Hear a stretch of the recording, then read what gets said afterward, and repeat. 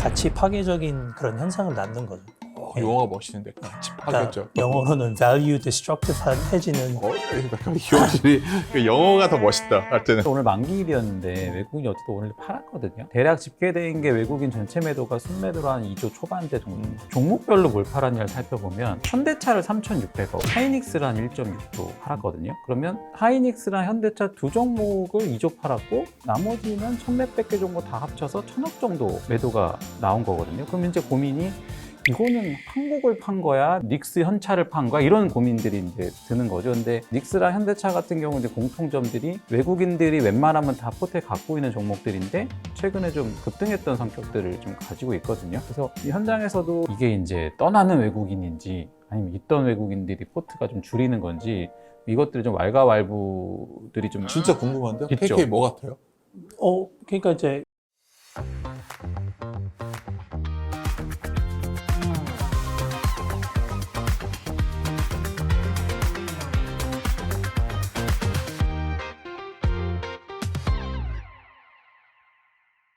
안녕하십니까. 반갑습니다. 안녕하세요. 예, 오랜만에 또 뵌. 오랜만에 우리 뵙습니다. 뵌지 네. 얼마나 됐죠? 우리가 저희가 한 달 됐나? 한두 달 됐나요? 그렇죠. 예. 네. 그러니까 정말 많은 일이 있어요. 시장 뭐 두 분 다 맞아요. 굉장히 네. 바쁘셨겠어요. 아닌데 뭐 센터장님 워낙 바쁘시니까 그거에 전혀. 비하면 저희는 뭐 저는 놀러 갔다 아, 왔었는데 어디 갔다 오셨어요? 그냥 뭐 와이프랑 어디 놀러 갔다 왔는데 하여튼 요즘 뭐 아까 이제 시작하기 전에 저도 먼저 이렇게 이런저런 얘기를 나누다 보면 무슨 얘기를 할까 막 저희가 꼭 정해놓고 하지 않는데 첫 번째 떠올랐던 주제가 우리가 오늘 뭐 1시간을 놓고는 30분 동안에는 시장 얘기 좀 하고 그 다음에 30분은 좀 섹터나 이런 얘기를 하려고 하는데 일단 일부에서 시장 얘기할 때 먼저 좀 인상적이었던 건 수급 얘기였어요. 네. 첫째는 이제 사람들이 굉장히 외국인 관심도 높지만 두 번째는 우리 이다소 지점장님께서 뭐라고 했냐면 신용들이 굉장히 뭐 과거와 다르다 이렇게 장이 뜨거운데 왜 그런 거죠 지금? 뭐 언론 내에서는 막 신용 많다고 막 이렇게 비판적으로 얘기하는데 그러니까 지금 저희가 이제 그 신용 관련 데이터를 어쨌든 그 통계에 나오기 때문에 좀 주기적으로 이렇게 트래킹을 하는 편인데, 네. 그러니까 이게 지금 기준이 두 가지입니다. 그러니까 절대적인 신용잔고가 있고 상대적인 신용잔고 비율이 있는데, 일단 절대적인 신용잔고는 지금 사상 최대치를 계속 그쵸. 경신하고 있기 때문에 뭐 언론 보도상이나 여러 가지 매체에서 B2, 소위 B2의 뭐 위험이 크다, 너무 레버리지가 좀 강한 것 같다, 혹은 어떤 주식으로 자금의 쏠림의 현상의 여러 가지 기준 중에 하나로 신용잔고 얘기를 많이 하시잖아요. 근데 이제 저희도 그런 부분에 좀 경계를 갖고 보면서 또 한편으로는 좀 지켜보는 게 이 신용이 시가총액 대비 비율이 사실 과거 통계적으로 굉장히 유의미했었거든요. 그렇다는 게 어쨌든 신용이라는 게 내가 갖고 있는 주식이나 예수금을 담보로 거기에 대해서 비중이 들어오는 거기 때문에 그러니까 얼마만큼 담보를 확보하고 있는지가 사실 비율적으로는 중요하거든요. 근데 그런 면에서는 통상적으로 이 코스닥 기준으로 신용잔고 비율이 저희가 뭐 한 2% 중후반 넘어가면 이거 좀 시총 대비 좀 신용잔고가 좀 많이 올라왔네 이러면서 좀 경계감을 갖는데 지금은 결과적으로 시가총액 올라가는 속도가 신용잔고 늘어나는 속도보다 빠릅니다. 그래서 신용잔고 비율로 따져보면은 과거 막 약간 코로나 저점 시절에 막 신용 한참 막 털렸다 이런 얘기할 때 수준의 비율들을 보이고 있어서 그러니까 신용잔고의 절대치가 늘어난 것 대비 그 시가총액 대비 신용잔고 비율은 높지 않다는 게 이제 좀 데이터적으로 보이는 현상들이고, 그래서 저희 팀 내에서도 이거를 이게 신용잔고가 많으니까 경계 신호로 봐야 할지 아니면 오히려 신용잔고 비율이 낮으니까 뭐 아직까지는 뭐 그 정도까지 경계할 신용잔고는 아니라고 봐야 될지 좀 이견들이 있는데, 재밌는 거는 그 과거에는 보통 이제 주식으로 좀 장이 올라갈 때 코스피보다 코스닥의 신용잔고율이 보통 더 많이 빠르게 올라가는 편이거든요. 근데 지금 올해 같은 장, 특히 작년 하반기도 마찬가지였는데 오히려 코스피의 신용잔고율이 올라가는 속도가 조금 더 빠른 것 같아요. 그러니까 한편으로 얘기하면 대형주를 이제 신용으로 사는 케이스가 좀 더 많다 이렇게 보여져서 지금 보면 뭐 여러 가지 시장의 향후 전략 중에 이제 뭐 주도주가 교체될 것이냐, 혹은 장이 쉬어갈 것이냐, 뭐 아니면은 이렇게 좀 못 따라간 소외주들의 랠리가 있을 거야 이런 거에 논쟁들이 많이 있는데 그 중에 이제 가장 대표적인 논쟁이 이제 상대적으로 코스닥이 좀 지수가 소외돼 있고 코스피 중심으로 왔었는데 이 코스닥 쪽의 수급들이 어떻게 갈 거냐에 대한 고민들이 있거든요. 그런 면에서 신용 잔고 비율로 봤을 때는 제 개인적으로는 이제 코스닥이 좀 상당히 좀 많이 눌려 있는 느낌이라서 어느 구간인가 한 번 정도는 이 갭이 좀 메꿔지는 수급의 전환이 좀 이루어지지 않을까 하는 생각들을 하고 있고, 요 지표는 뭐 주기적으로 저희가 좀 체크하고 있어서 혹시 뭐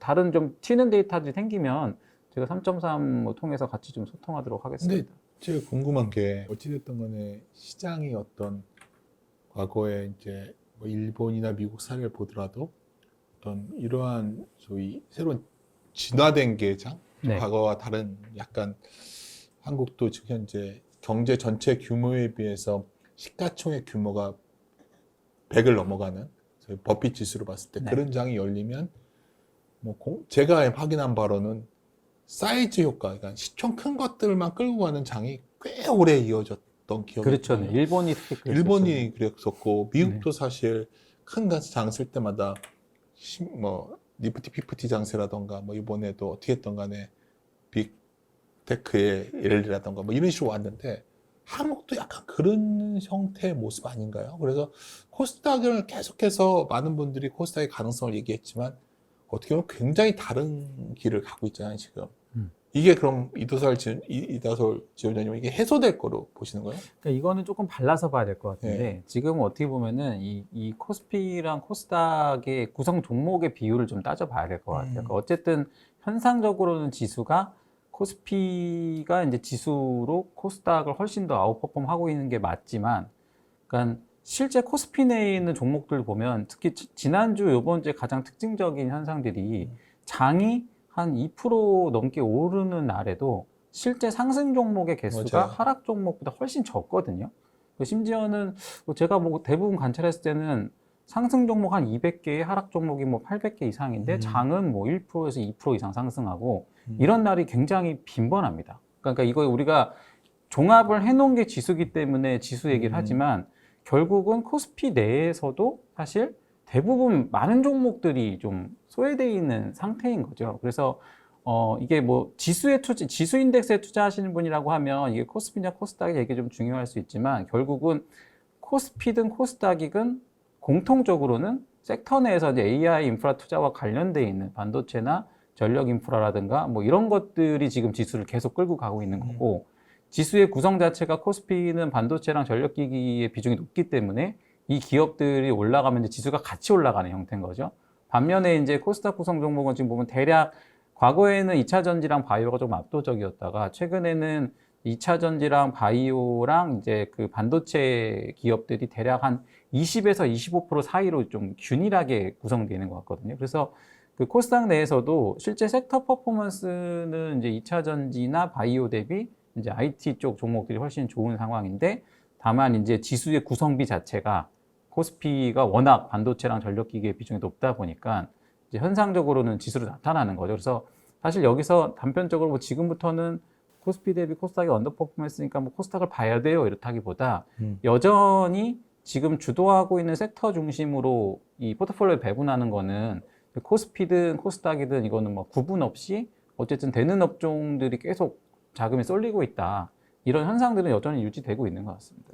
일단 이런 얘기는 좀 더 2부에서 얘기하도록 하고, 하여튼 일단 첫 번째 우리가 좀 같이 얘기를 하다 보니까 시작하다 보니까 고민거리가 되는 게 이제 그 KK에게 좀 묻고 싶은데, 네. 그래서 외국인들이 굉장히 요즘 어떻게든 간에 한국 기업이 계속 크게 올라가니까 한국의 타겟 프라이스를 전체 지수를 상당히 높였잖아요. 네. 많은 분들이 궁금해하고 이제 알려져 있죠. 한국에 외국인들도 계속 팔고 있는데 네. 이것은 어떻게 보면 한국에 원래 살려는 비중보다 오버웨이트 돼서 줄이거다. 뭐 이런 말로 저는 이해를 하고 있는데 네. 이게 맞아요? 맞습니다. 네. 그 설명을 좀 해주시죠. 가격이 너무 빨리 오르니까 네. 이제 롱머니들도 자기네 이제 리스크 한도를 계속 치는 거예요. 가격이 매일 이렇게 오르다 보니까. 그러니까 비중을 계속 자동적으로 줄여야 되는 그런 근데 수급들이 반도체 섹터 입장에서는 글로벌하게 우리나라가 탑티어급인데도 네. 그렇게 하는 거예요. 예, 그냥 예. 나라 전체의 포지션은 네. 제한돼야 되니까. 그러니까 운용사 내에 이제 자기네들이 예를 들어서 뭐 종목별로 들고 갈 수 있는 한도가 있는 거고 비중이 있는 거고 예. 뭐 예를 들어서 개인 투자자야 뭐 그냥 반도체 몰빵 뭐 이런 식으로 가져갈 수는 있지만 펀드 입장에서는 뭐 특히 이제 만약에 뭐 테크 전용 펀드가 아닌 이상은 섹터 내에 섹터별로 이제 뭐 비중 한도가 있는 거고 또 종목별로 또 종목 비중 한도가 대부분 있거든요. 또 특히 헤지 펀드는 더더욱 그 리밋이 한도가 더 타이트하고 그러다 보니까 두 가지가 있는데 하나는 이제 롱머니들이 자기네 한국 비중이 이제 계속 자동으로 이렇게 늘어나다 보니까 거기서 나오는 매도 수급이 있는 거고 두 번째는 헤지 펀드들 입장에서는 제가 앞서 말했듯이 섹터별 종목별 한도가 더 타이트하기 때문에 네. 이게 지금 이다솔 지점장님께서 말씀하신 굉장히 좁은 폭의 지금 랠리가 나오고 있는 거잖아요. 근데 그러다 보니까 타 종목 또는 섹터가 덜 오르면은 오히려 더 건전한 이 시장으로 발전을 할 수 있는데 지금은 이제 수급이 너무 쏠려 있다 보니까 반도체가 오르면은 나머지가 빠져버리는 이런 양상을 계속 보여왔잖아요. 그러니까 펀드 입장에서는 반도체를 뭐 마음 같아서는 당연히 몰빵을 하고 싶지만 저희는 이제 저희 룰대로 투자를 해야 되는 또 규칙이 있다 보니까 예를 들어서 뭐 저희 펀드 같은 경우에는 섹터 비중이 20%를 넘으면 안 돼요. 특정 네. 섹터가 네네네. 한국은 지금 시총의 50%가 반도체인데. 네. 그러니까 저희 입장에서는 사실 좀 어려운 부분이 있긴 하죠. 예, 그런 측면에서는. 근데 그러면 그렇다고 반도체가 오르는데 나머지가 덜 오르면 오히려 이게 충분히 플레이를 더 과감하게 할 수 있는 뭐 이런 뭐 여유가 생기는 건데 나머지가 빠져버리니까 뭐 꼭 저희뿐만 아니라 다른 데서도 그냥 수익률 자체가 이제 굉장히 저하가 되는 거죠. 아, 시장 네, 대비 네. 수익률이 네. 외국인들도 안 좋은 거네요, 지금? 그죠? 예, 예. 왜냐하면 이게 사실상 반도체만 지금 이렇게 아니, 근데 제가 잘 이해가 안 가는 네. 게, 그럼 미국 같은 경우에도 뭐 어쨌든 간에 여러 종목들이 있겠지만 나스닥 같은 경우에도 반도체 하드웨어는 이렇게 올라갔고 IT 하드웨어는 IT 소프트웨어는 계속 빠졌잖아요. 네. 일단 IT 하드웨어를 많이 샀을 거 아니에요. 지금 글로벌리 헤지 펀드들의 가장 큰 포지션이 그러니까요. 하드웨어 롱에 소프트웨어 네, 숏이긴 하죠. 그 미국 기관들 나중에 발표한 거 보면 다 이쪽을 질렀는데 제가 궁금한 건 우리나라라는 제한이 있어서 우리나라는 더 못 사는 거예요? 아니면 그 섹터에 제한이 있는 거라면 그렇게 많이 살 수 없는 거 아니에요? 그거는 뭐 펀드마다 좀 다르긴 한데 네. 전반적으로는 그게 뭐 예를 들어서 헤지 펀드들이 가장 큰 롱이 테크 하드웨어고 숏이 소프트웨어라 그래도 그렇다 그래서 펀드에 뭐 비중을 막 하드웨어를 막 40%씩 싣고 이렇게는 그렇게 안 못하죠. 해요. 예, 그렇게는 못하죠. 그러니까 이게 오늘 같은 경우도 좀 장을 보면은 이제 KK님 설명해 주신 게 저는 공감되는 부분들이 있는 게 대략 오늘 통계로 오늘 만기일이었는데 외국인이 어쨌든 오늘 팔았거든요. 근데 팔았는데 대략 집계된 게 외국인 전체 매도가 순매도로 한 2조 초반대 정도 됩니다. 2.1조 정도 되는 것 같은데 근데 종목별로 뭘 팔았냐를 살펴보면 하이닉스를 한 1.6조 며칠 전에 정도. 3조 팔더라고요. 1.6조를 팔았고 현대차를 3,600억 팔았거든요. 그러면 두 종목 합치면 대충 한 2조 정도 판 거예요. 그러니까 이제 우리가 이 데이터 사로 봤을 때는 이제 외국인이 2.1조 팔았으니까 야, 오늘 우리가 외국인이 한국 시장을 2.1조를 팔았네. 라고 이제 어쨌든 뉴스적으로는 받아들이잖아요. 근데 이게 만약에 이 우리나라 예를 들어 전체를 매도했다고 하면 상장돼 있는 코스피 200에 있는 종목들이 골고루 배분돼 가지고 팔려야 되는데 실제 장 끝나고 종합해 보면 사실 오늘 통계는 하이닉스랑 현대차 두 종목을 2조 팔았고 나머지는 천몇백 개 종목 다 합쳐서 1,000억 정도 매도가 나온 거거든요. 그럼 이제 고민이 이거는 한국을 판 거야? 닉스 현차를 판 거야? 이런 고민들이 이제 드는 거죠. 근데 닉스랑 현대차 같은 경우 이제 공통점들이 우리나라 대표 업종의 대표 지수들인데 어쨌든 외국인들이 웬만하면 다 포트에 갖고 있는 종목들인데 최근에 좀 급등했던 성격들을 좀 가지고 있거든요. 그래서 이 현장에서도 이게 이제 진짜 약간 계속 외국인 특히 요 며칠 만기 앞두고서 집중적으로 나왔었는데 이게 이제 떠나는 외국인인지 아니면 있던 외국인들이 포트가 좀 줄이는 건지 이것들이 좀 왈가왈부들이 좀 진짜 궁금한데요? 있죠. KK 뭐 같아요? 그러니까 이제 롱머니들의 그 리스크 비중 계속 줄이는 거랑 헤지펀드 입장에서도 뭐 수익률이 계속 저하가 되다 보니까 그러니까 한마디로 반도체만의 랠리가 가치 파괴적인 그런 현상을 낳는 거죠. 용어가 멋있는데 같이 파괴죠. 그러니까 영어로는 value destructive 해지는 확실히 영어가 더 멋있다. 하여튼 이렇게. 저는 알아들었습니다. 네. 나도 그 정도 알아요. 이거. value destructive 해지는 장에서는 이제 디그로싱이 나오는 거죠. 그러니까 헤지펀드 입장에서는 이거를 내가 롱숏을 해야 되는데 뭐 이게 롱 쪽에서 이제 이 수익률이 계속 저하가 되다 보니까 쇼스를 먹으려고 하는 거예요? 아니요. 그냥 전체적인 포트를 좀 줄이는 거죠.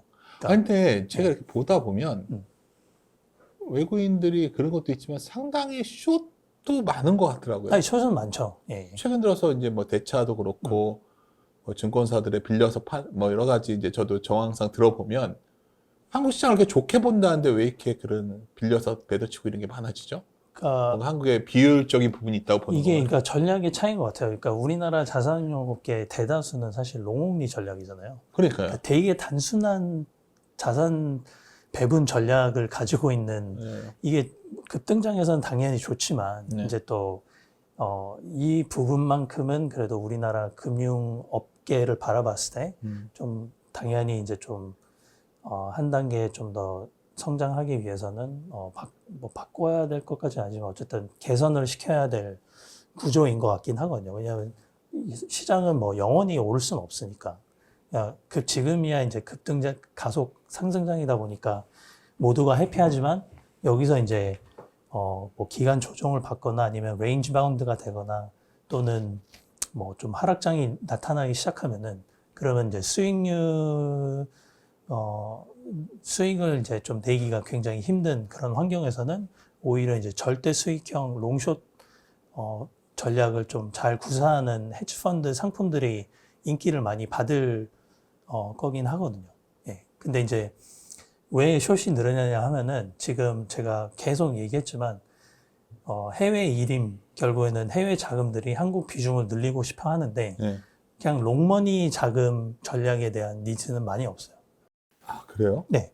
다 헤지펀드 쪽 전략을 선호해요. 왜냐면은 그러니까 외국인 자산 배분자들이 제일 싫어하는 게 변동성 높은 한국 주식가 변동성이 크니까. 그러니까 예. 아, 이거는 재밌는. 네. 우리가 그래서 이거- 작년에는 해외 일임을 시작한 운용사가 딱 2군데밖에 없었어요. 올해는 한 8군데로 지금 늘어나고 있거든요.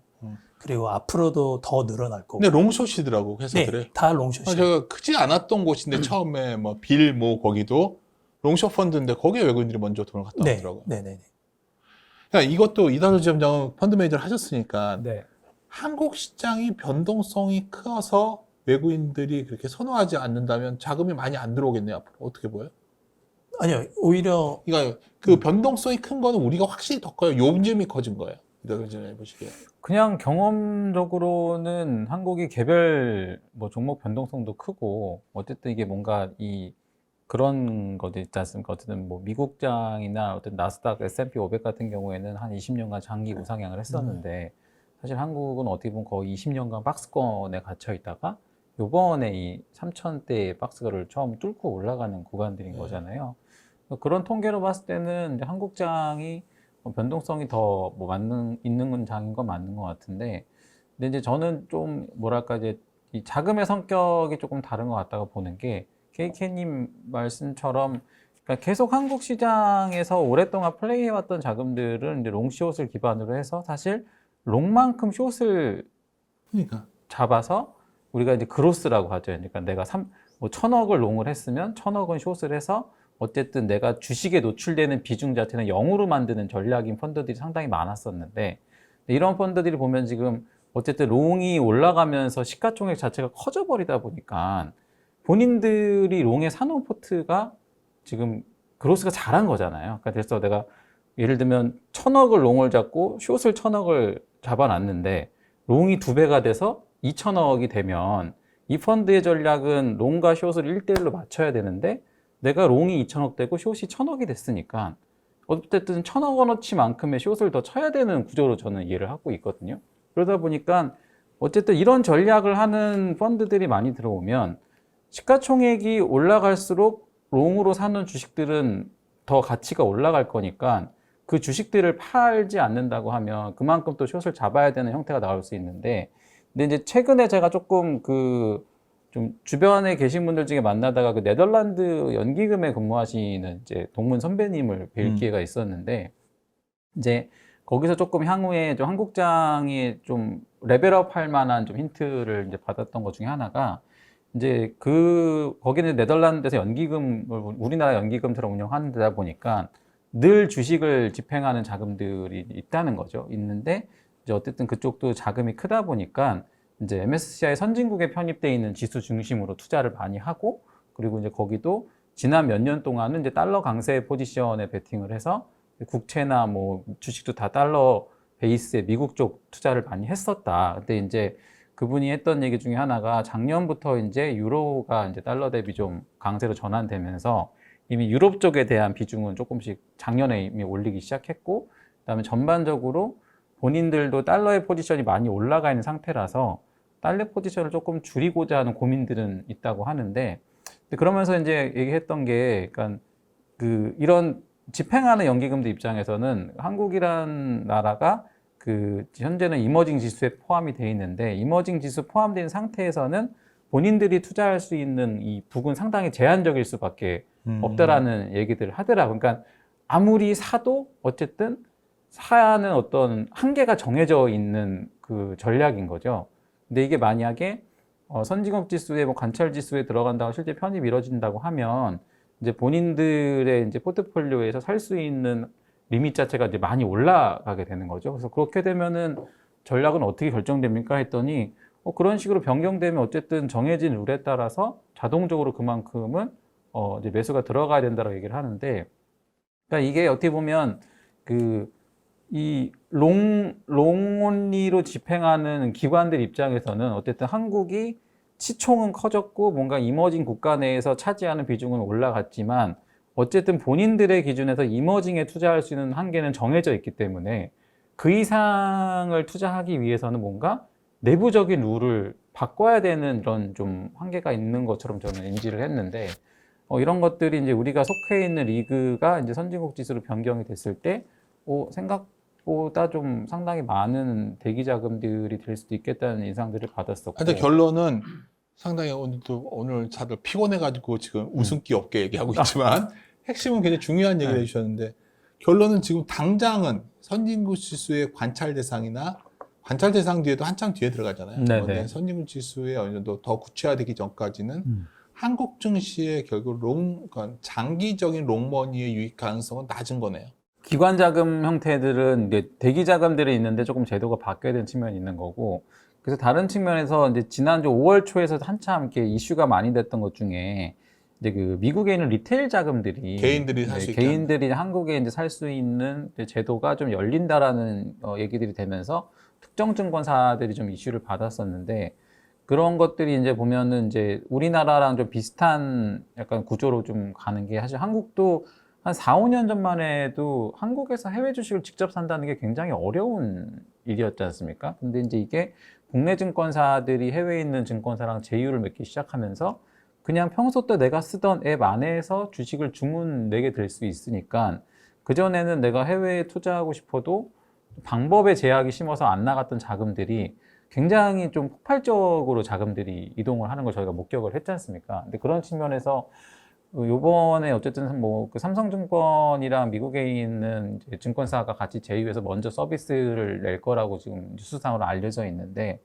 이런 자금들이 과연 이제 실제 미국 시장에서 움직일 수 있는 여지가 있냐, 이런 거를 지켜보는 것도 오히려 리테일 자금이 좀 더 먼저 움직일 수도 있지 않을까, 이런 가능성들은 좀 예상들을 하고 있는 것 같아요. 그래서 주가도 한번 움직였는데 증권주가. KK 생각은 어때요? 진짜로 많이들 들어올 것 같아요, 리테일 자금이? 지난 2주간 미국에서 이게 물론 직접 구매하는 비중은 아직은 작은 것 같아요. 근데 미국 현지에서 지난 2주간 항공몰 ETF 그리고 그 디램 ETF. US라고 디램 ETF 요 2주간 가장 많이 산 개인들이 많이 산 저기 ETF 이 순위에서 한 네 번째인가 가장 많이 샀더라고요.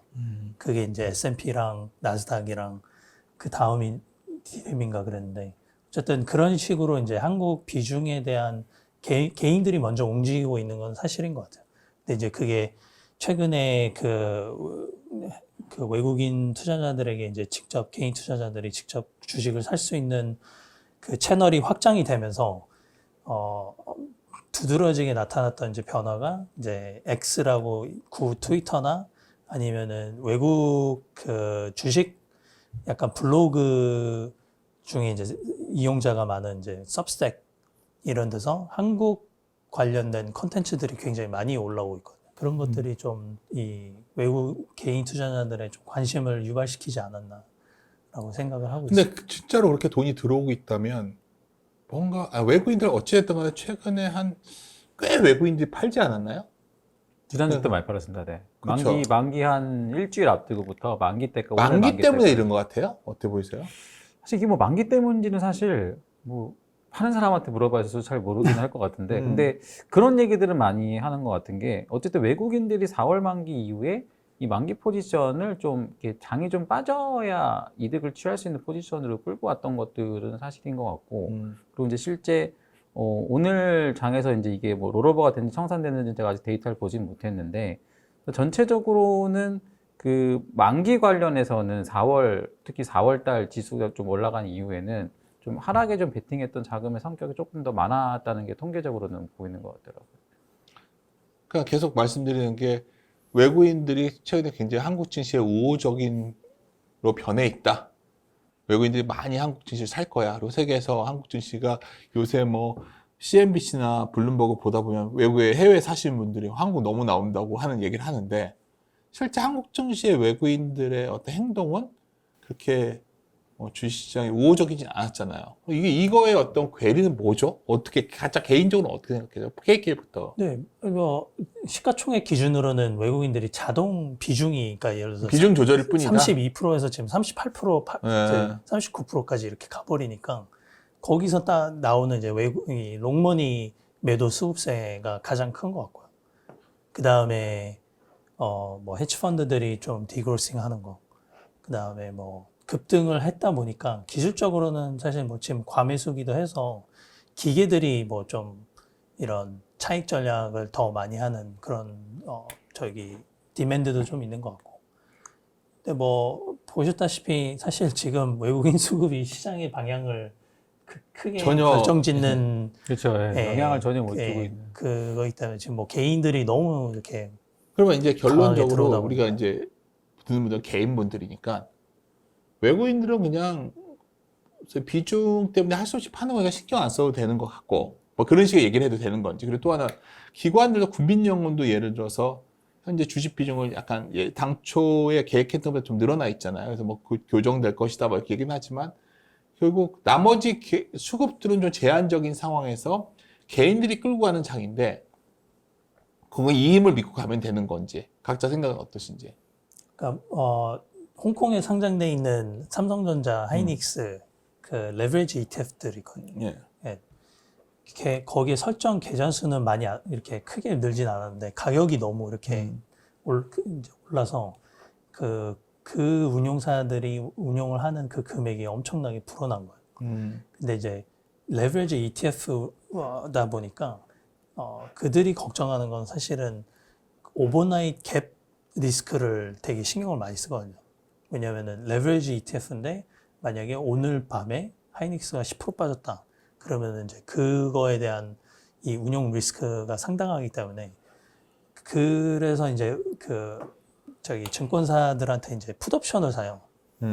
근데 이게 금액이 너무 나다 보니까 그 증권사들도 가져갈 수 있는 풋옵션 한도가 다 찬 거예요. 와, 그렇게들 많이 쳐놓은 거예요? 네네네.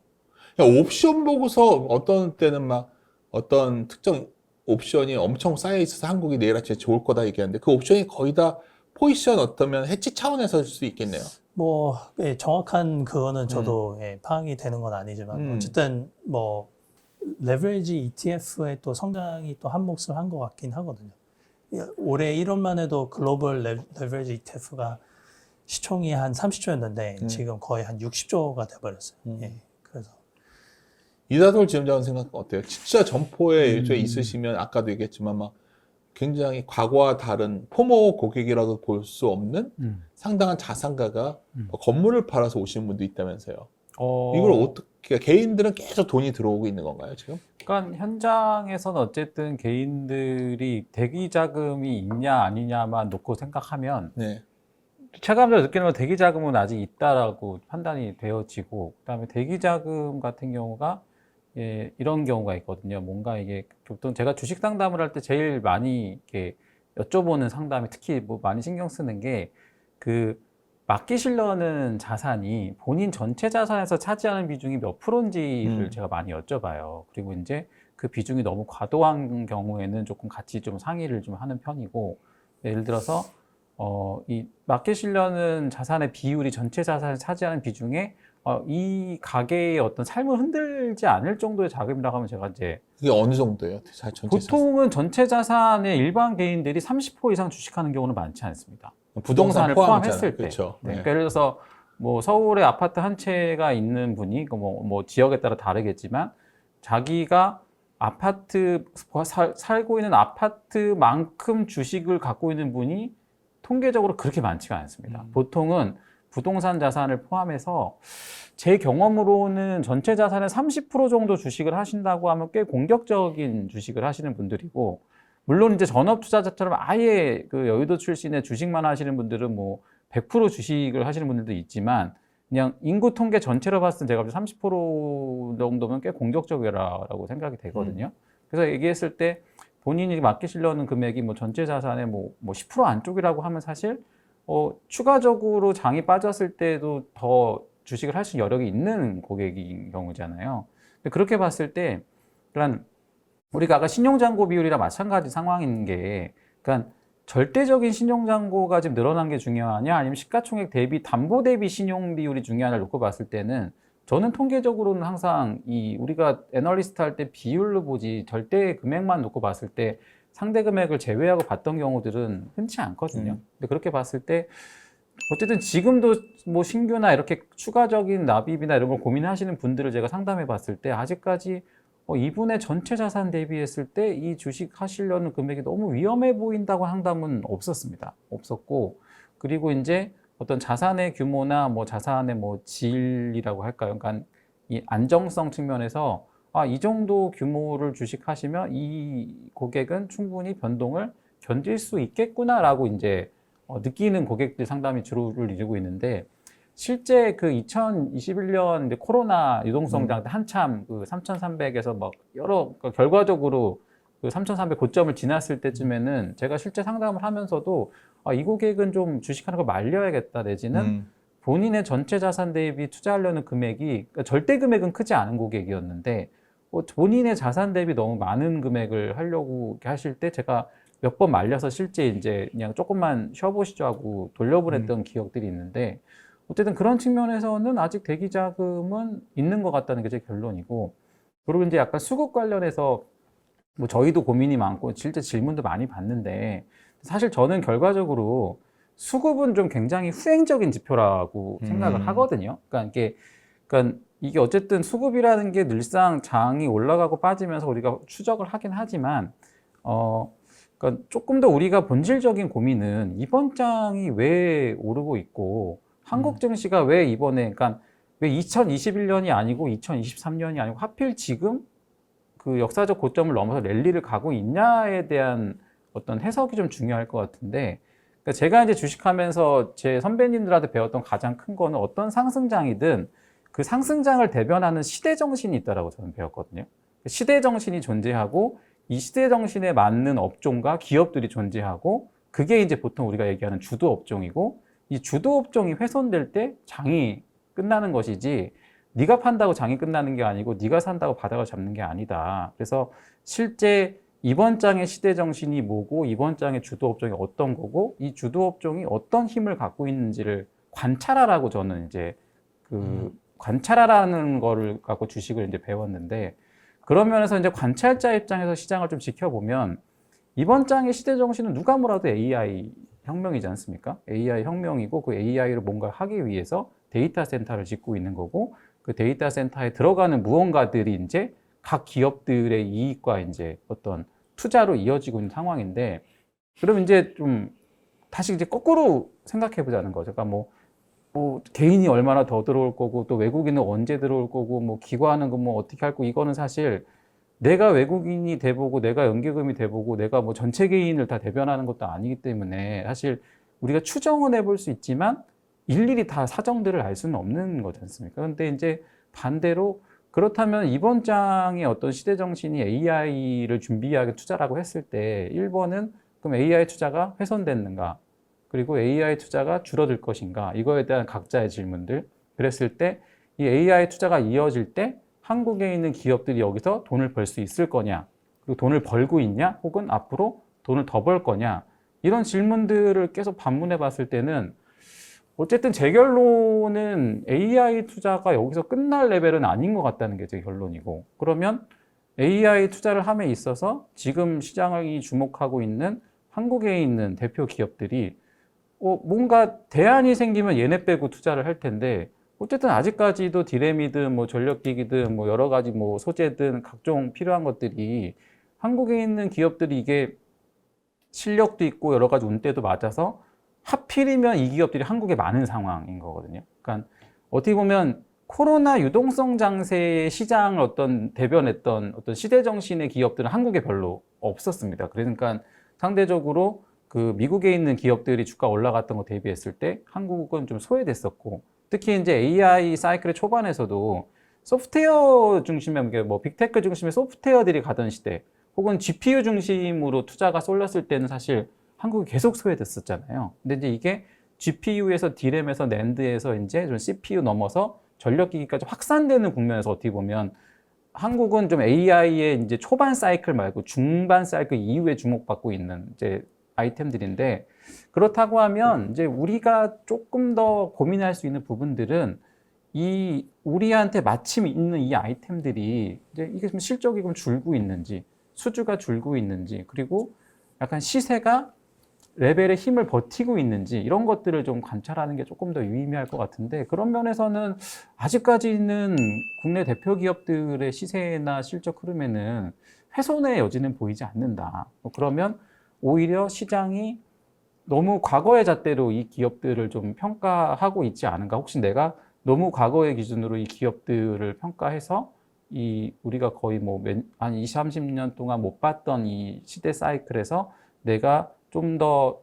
이 자산의 레벨업을 할 수 있는 기회를 너무 스스로 혼자서 내리려고 하는 건 아닌지 이런 고민도 좀 같이 해볼 필요가 있을 것 같아요. 뭐 요즘 가장 핵심적인 얘기를 해주신 네. 거예요. 뭐 한국 기업이 과거와 다른 상황이 아니겠는가. 이제 아까 근데 일부에서 얘기하려고 했던 건 뭐냐면 그래서 전 세계 모든 어떤 메이저나 뭐 언론이나 모든 곳에서 평가를 그렇게 한국을 높게 하는데 그럼에도 불구하고 왜 최근에 외국인이 좀 줄였냐 이걸 먼저 여쭤봤던 거지 네. 뭐 그런 얘기를 했던 건 아니고 그러면 어차피 이다솔 지점장님께서 좋은 질문을 던지셨기 때문에 이 주제를 놓고서 우리 2부 때 좀 얘기하도록 하시죠. 알겠습니다. 예, 잠시 쉬었다 가겠습니다.